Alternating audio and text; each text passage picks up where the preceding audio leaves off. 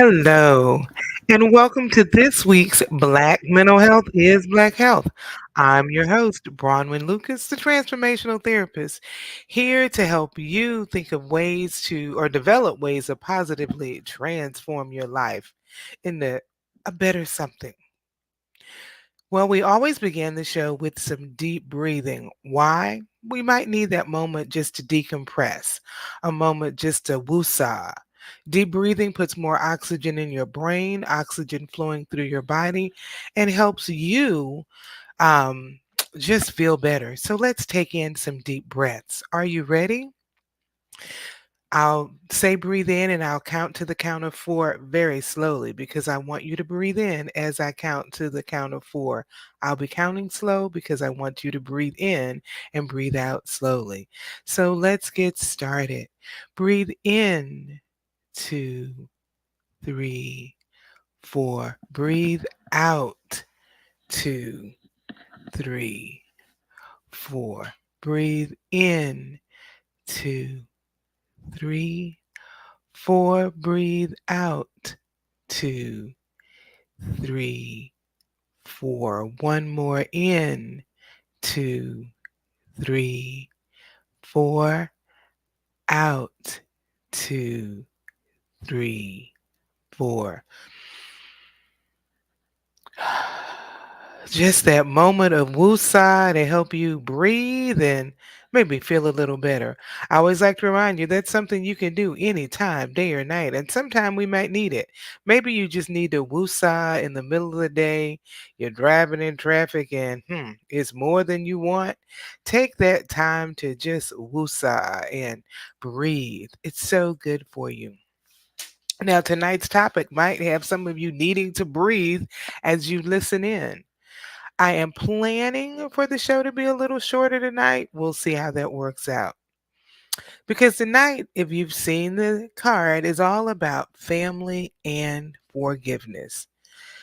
Some of the hardest people to forgive can be family because family can hurt you in a way that other people can't. If I don't love you or expect that I should love you and you should love me, then you don't hurt me as much. But family, wow. We believe that our family should be there. We believe that love should be there because we have a bond, we have a connection. This is our families. Now, families are made up of just people. Therefore, every family is flawed because we're all flawed. We all have issues, we all have stuff going on. But families are ours. So tonight I want to look at just this whole relationship about families and examine forgiveness. And I'm kind of looking at this from the point of view of adult family relationships. Is a perspective I'm taking tonight. But as I said, family is somebody you expect to be there for you. But that's not always the case. And for some people, when I even mention the topic that you should forgive your family, they're like, no, that can't happen. And we're going to look at a few kinds of hurts, and maybe you'll see why people are like, no, I don't think so. That's just not going to happen. But we want to talk about it from that point of view of just hurt and how to heal hurt. So you see, forgiveness is not about the other person. Forgiveness is about you. Forgiveness is about you freeing yourself up from the hate, the harm, the hurt that you're holding in. And we're going to talk about just that whole idea. But first, just look at some things in families that might put you in a spot where I don't forgive them. I don't think so. So I have a list of some things I want to just throw out that might be things that will cause a person to say, I can't forgive. But then we're going to double back and look at why you might need to. Let's start with the most obvious. What if you grew up with an abusive or just mean parent? And they were physically, emotionally abusive. It could be one, the other, or both. But that might be because of their unresolved hurt from their childhood. It may be generational, and we're going to end talking about that. Um, They may not have resolved their issues, or you're like, they didn't have an issue, they just mean. But for whatever reason, that person could have been abusive. That parent could be abusive. That's a hard thing to overcome. Maybe they were verbally abusive. Maybe they called you something other than your name every day. Maybe they were physically abusive or just emotionally abusive. Hard to forgive. What if it's the absent parent? Now, the absent parent could be the parent who's just not in your life. Maybe there was divorce. Maybe the parent just left. And we think about the absent father, but they're absent mothers as well. The parent who just leaves. And you're left to wonder, did I do something wrong? Was I such a horrible person that my own family, my own parents had to leave me? So the awesome parent, absent parent, hard to forgive. What if you perceived yourself as not being the favorite child? And what if it was true? In some families, sometimes it is true. It's like one parent may love one child more than the other. And if you're not that loved child, that's a hard pill to swallow. It's hard to imagine, why don't you love me? You love them. Maybe you're the one that had to take care of everybody and take care of siblings, and you weren't able to get what you needed because you were so caught up in having to take care of them. That might be hard to forgive. What if it's not a parent you have the issue with? What if it was an abusive sibling and they were allowed to do it, which is a parent issue and a sibling issue? What if there was an issue with the sibling in adult life?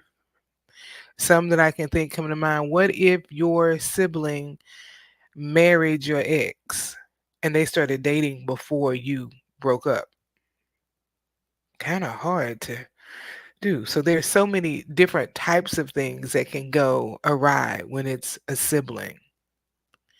What if there were divorce issues and it was an ugly divorce and the parents used the child as a battering ram in the divorce? Everybody's hurt in that situation. What if there were families that just didn't have proper boundaries? They were overly enmeshed, too much in each other's lives, where it's like, I can't breathe. I can't get away from this. Or what if they were just too far? Do whatever you want, whenever, whatever, and you didn't have a sense of safety and you grew up feeling insecure because of that. And maybe you want to blame them. After all, they created that monster. Or maybe they were so rigid. This is the rule. This is the line. You're going to walk this line. If you don't walk this line, you're in trouble. So overly rigid that it's just as bad as not having any rules at all. And it made you grow up some kind of way, and now you are uncomfortable with who you are. And man, that's the parents' fault. Maybe you were the ignored child, just or ignored your issues when you came to say, I'm depressed. No, you're not. Really? You're going to tell me I'm not. I'm depressed because of the way you are treating me. Or what if it was a family member who had mental illness, be it a parent, be it a sibling, and it was untreated mental illness, and they treated you a certain way because of their mental illness? Or what if it was treated mental illness and it was acknowledged and owned up to, but they still treated you a certain way, be it a parent, be it a sibling? What if there's just family trauma? And then there's generational trauma. And as African Americans in America, we face generational trauma based on things such as racial trauma. That's one we face. And that can play different parts in our families. We can have issues with family based on skin tone. You might be too light. You might be too dark. Maybe you're the light one in the family. Maybe you're the dark one in the family. Maybe one sibling was darker than you or lighter than you, and you were berated and made to put down because of that other one. And that might be a generational thing. Um, or maybe you grew up in poverty and the impacts of poverty on your family were very negative. It doesn't have to be, but it could be. There's so many things. There's so many more. That's just, about 8 or 10 things that could cause hurt. Basically, how you were treated in the family. You were treated a certain way and it did not feel good. It didn't make you feel loved. It made you feel insecure, not as good as. Made you not love yourself because if my mom, my dad, my sister, my brother don't love me, who will? They're my family. They know me better than anybody else. They've known me all my life and they don't love me. That's hard. When I first started thinking about this topic, it was because I was speaking with someone and we were talking about the holidays and family and how difficult that could be. But I said this, if you have issues with your family in December, you've got issues with your family in June. Family issues are not just in the holidays. They may be highlighted in the holidays when people try to get together, and maybe you want to ignore certain things because we just got to come together because it's Christmas and we have to be all happy and be together. And you're the one that I'm not happy. This was an abusive home growing up. Why do I want to come and put my feet under your table and smile as if everything's okay? But I do it and I've done it for years. But each time it eats away at me to do it. So I'm not doing it anymore. Unresolved hurt. The longer we hold on to that hurt, the deeper it gets. It is not out of sight, out of mind. It is not time healing old wounds. It doesn't. Time just makes the wound deeper, maybe deeper in there, but it doesn't heal it. You have to deal with it. So if you were the person who was wronged as a child, why would you want to forgive? As I said, if you were abused, why do I want to forgive my abuser? Please, I didn't do anything. They abused me. If it was a divorce and the parents divorced you, or it was an absent parent, I didn't leave. They did. Why do I need to forgive them? If it was trauma, ongoing trauma, and someone else caused it, why do I need to forgive them? Well, let me tell you why. First, let's define forgiveness. There's so many different ways to look at it. So I want to give you a few. And as I said, first and foremost, forgiveness is not about the other person. It's about you. It's about you freeing up you to be a better you. So I'm forgiving you to free myself up. I love myself enough to say, I'm forgiving you. So, one definition of forgiveness is to stop feeling angry or resentful toward someone for an offense, flaw, or mistake. You stop the anger and resentfulness. Another is offering something positive, such as empathy, compassion, and understanding toward the person that hurt you. Let me read that one again because that's a hard one. You can offer something positive, you can offer empathy, compassion, understanding toward the person that hurt you? I don't think so. Hmm.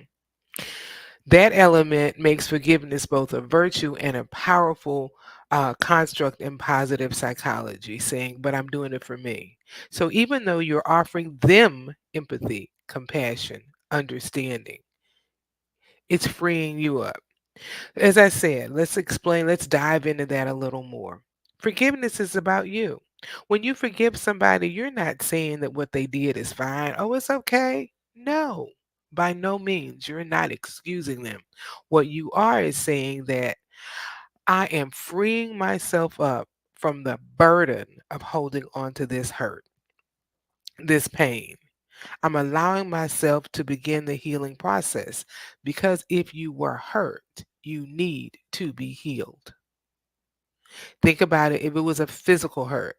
If you cut your finger, it's hurt. You hurt your finger. It needs to heal to be better. If you are hurt emotionally, you need to heal to be better. With emotional hurt, it won't just go away. There is no band-aid you can put on it that is going to help. You can't put a little antiseptic on that emotional hurt and say, okay, I'll cover with a band-aid in a few days, it'll be better. No, it has to be dealt with. So when you forgive that person, you are saying, I love me enough to say, I got to let you go. So what does that look like? Well, first, let's a few more benefits to forgiving. Um, it's not just psychological. There are physiological effects to forgiving. When we are in that state of unforgiveness, there's that anger that goes with it. If I don't forgive you, I'm still mad at you. hmm Whatever. I see you, I think about you, and my mood changes. When that happens, you have actually given that person a lot of control in your life. How do they have control? Every time you think about them, if you get mad just because you thought about them, guess what? They just altered your mood. Because I was good and then I thought, I saw something that reminded me of them. Mhm. Well, if that's the case, you're allowing that person to change your mood. One way to look at it, do I want someone who gets on my nerves, and at this point they do, to be in control of my mood? I don't even like you and I'm letting you control my mood? Wow, that's a lot. The person that you don't like, the person that gets on your nerves, has the power to change your mood. Do they need that kind of power? They don't. But when you're holding on to that anger, that's what you're doing. There's some other things about anger and unforgiveness that studies, and these are studies that have shown that when you're in that constant state of anger and that constant state of just that unforgiveness and the negativity that goes along with it internally, it can make changes in your heart rate, your blood pressure, your immune system can all be impacted by all of the negativity that you're holding on inside of you. As I said, you think about them and oh, your mood changes just to think about them. Someone mentions their name. Maybe it was a mutual friend and they say their name and you're just like, oh, all over again. Or maybe it's a parent and it's Mother's Day and your mother was physically abusive. And every time Mother's Day rolls around, you're angry all over again. Someone said it's just like they call it letting somebody rent space in your head who you again don't even like. Um, are you gonna let them have that space? Or are you going to say, yeah, you were abusive, but I'm not going to let you still abuse me by you continuing to have that space in my head? I'm not going to just let it go. We'll talk about ways to decrease it, but it's not about just, oh, I'm going to let it go. No, you're not.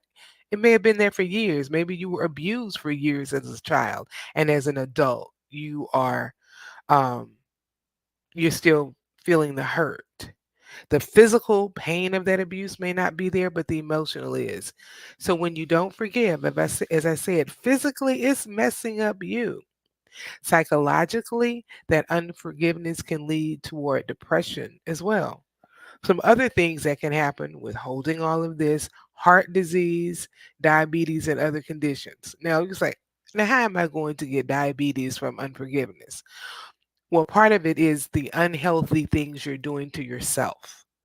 And maybe you're not taking care of yourself in extreme cases. You have so much unforgiveness, so much hurt that you don't take care of yourself, not appropriately.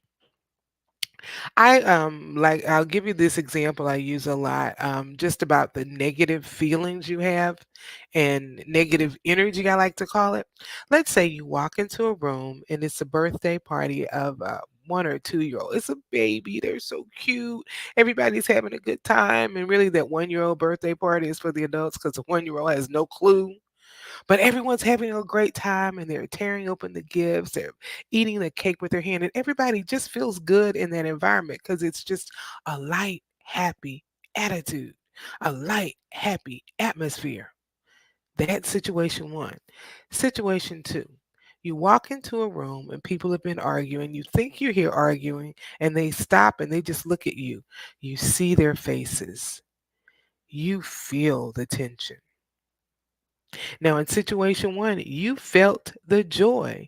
In situation two, you felt the tension. There was energy, there was a feeling of just being in that room. Well, when you're holding on to unforgiveness, that negative feeling that was in situation two, that's that same feeling you're putting inside your body, that negative energy. Because every time you think of this person, every time you think, but they abused me, they hurt me, she started dating my boyfriend, and now they're married and they're living a better life than I am. No, I can't forgive her. And every time you think of her, you get angry all over again, and that anger leads toward resentment, leads toward high blood pressure because of the negative things. So it can have all of those physiological effects because they get on your nerves. And I'm not saying you don't have a right to be angry. You do. You were hurt, but you don't have a right to stay that way and hurt your own self, is what I'm saying.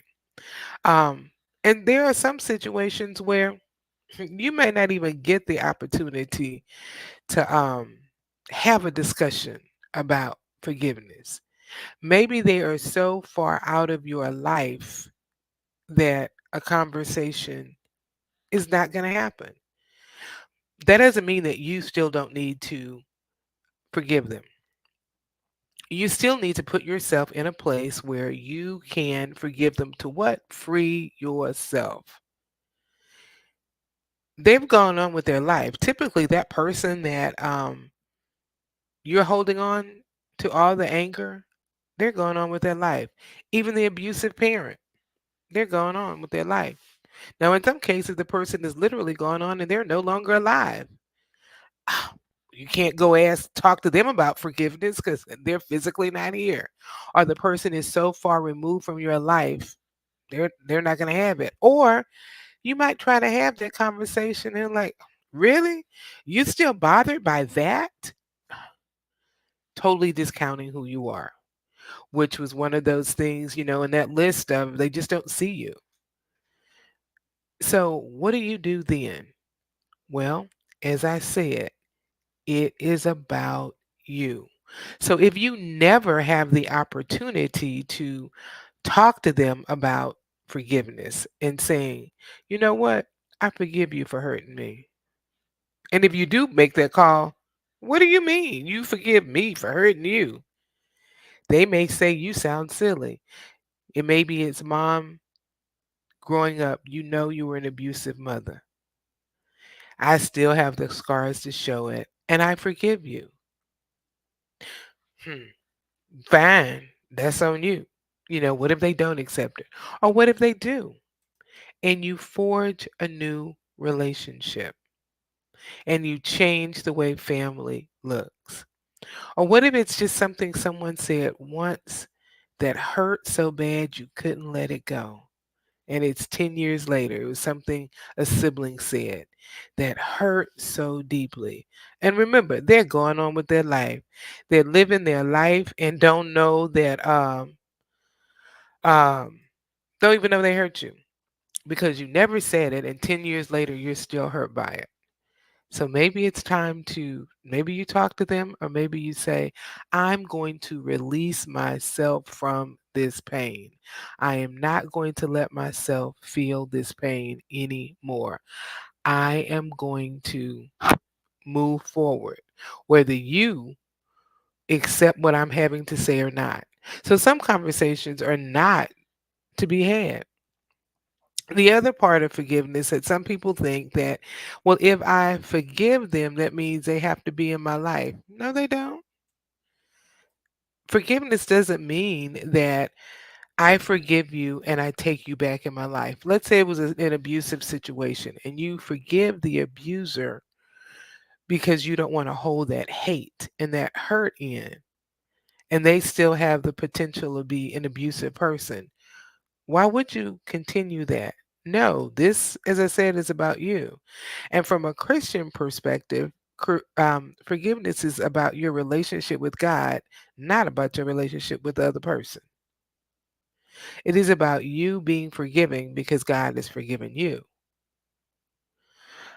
So you don't have to have them back in your life because that same person may be, um, they may still have the same behavior. So sometimes you have to remove them from your life or remove yourself from their lives because it's like, oh no, this is not going to happen. I can't be there. And that's fine. They don't have to be in your life. You don't have to be in theirs. But you don't have to hold on to the anger that put them there. There is a statement that says forgiveness is the best form of love. It takes a strong person to say, I'm sorry, and even a stronger person to forgive. That person might not be strong enough to forgive you. That strong enough not be strong enough to accept what you're saying. That's fine. It's not about them. It is about you.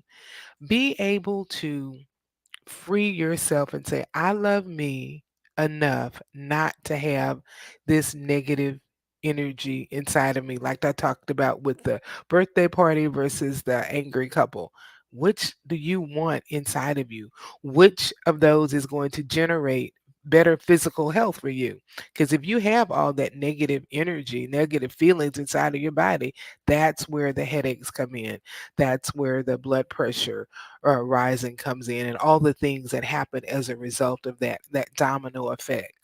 So forgiving those family members, and remember that is the deepest kind of hurt because you family, you're part of me. We share blood, we share DNA, and you could hurt me like that.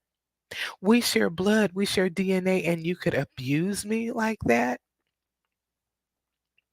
But I'm no longer going to give the hate and the forgiveness power over me.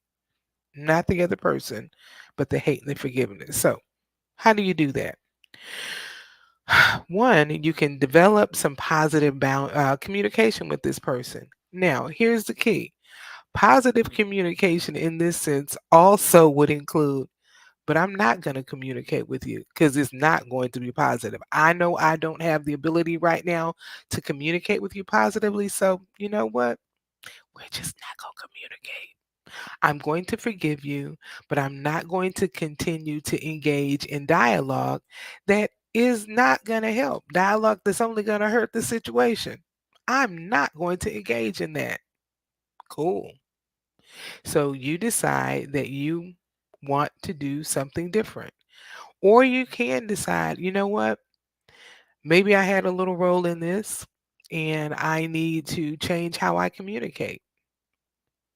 And maybe you work toward that. Um, Then set appropriate boundaries. That's part of the communication. I can communicate with you, or I can be around you in certain situations, not others. Have your own personal boundaries, and that's just in general. We all need to work on our boundaries to protect ourselves. So, this is part of that protection.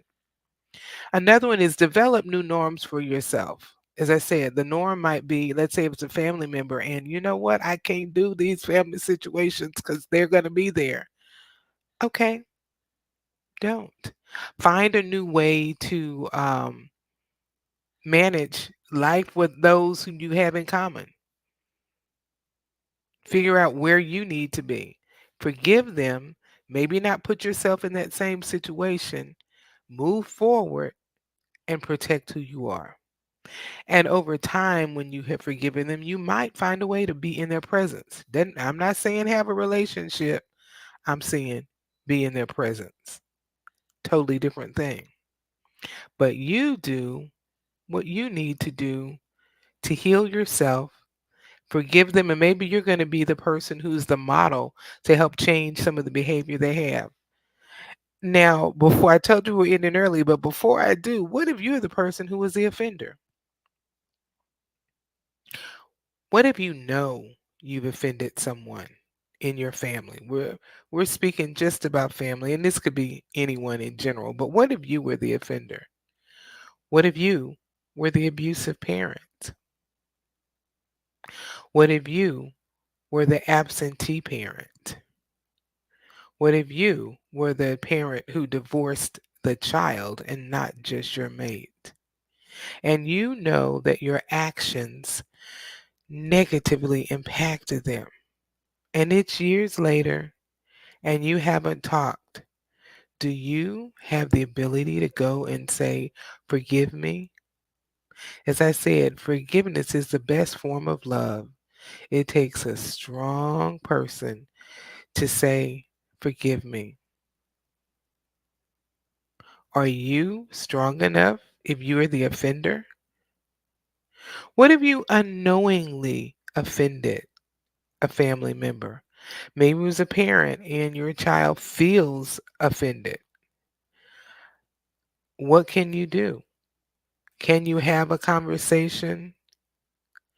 Um, you could be the I don't know why you feel that way. But if you just say that, well, fine, you're discounting them. But could you say, you know, I understand you say you really feel as if I treated you unfairly. I'm sorry if I made you feel that way. Forgive me. Let's talk about it. And that's a hard place to be. And we're not responsible for the other person's feelings, so you're not responsible for why they may feel that way. But if you're the parent and you're in that situation, it's a conversation to have. What if you were the child and you were, for your own reasons, not nice to the parent? Maybe you were embarrassed because, you all were poor and mom had to work and such. And mom was doing everything she could to keep a roof over your head and did, and you're still alive, but you were embarrassed. How do you go back and apologize to mom and say, I realize you were doing the best you could with what you had? That's where that positive communication comes in. Be willing to be vulnerable. And when you're talking about forgiveness, it involves vulnerability. You have to be in a point where you can put yourself in a position to say, maybe I was wrong, or put yourself in a position to discuss your hurt. Now, as I said, you can't always do that. With some people, it's not going to happen. You are not going to be able to say, um, you hurt me and I want to discuss it because they'll continue to hurt you. Know it and be positive. But even that same person, forgive them and free yourself up. Free yourself from the burden of hate. Hate is too heavy a burden to bear, which is a quote from Martin Luther King Jr. It is. And so when you're holding on to the hate from this other person, don't do it. Um, wow, I said tonight it was supposed to be about 30 minutes. We were going to end a little early just for some personal reasons. But I felt it was still an important topic to address. As I said, especially in the holidays, we're going to be around family more, or maybe those close friends who are like family, people who have hurt us. So I end with that call to action. Our call to action is free yourself. If you have any unforgiveness, free yourself up from the unforgiveness. Don't let the abuser, the offender, rent space in your head, and you hold on to it. Let it go. If you were the abusive person, ask for forgiveness. Humble yourself and ask them for forgiveness. It's okay. You can free yourself. If you were the offender, you free yourself up as well by asking them to forgive you. And if they say no, you let that go too. Because again, this is about you. Um, Finally, just look at your relationships, evaluate them. When possible, love your family. I understand that because some unforgiveness is not possible, but work on loving you so you can love them. And lastly, as always, vote, vote, vote. Voting is so important. So, how does voting have to do with this? Well, laws can be impacted that impact your family. So, vote, vote, vote. So, as we go through the holiday season, and you have to deal with family.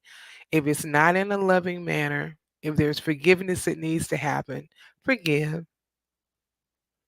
If there's hate that needs to be diminished, let it go.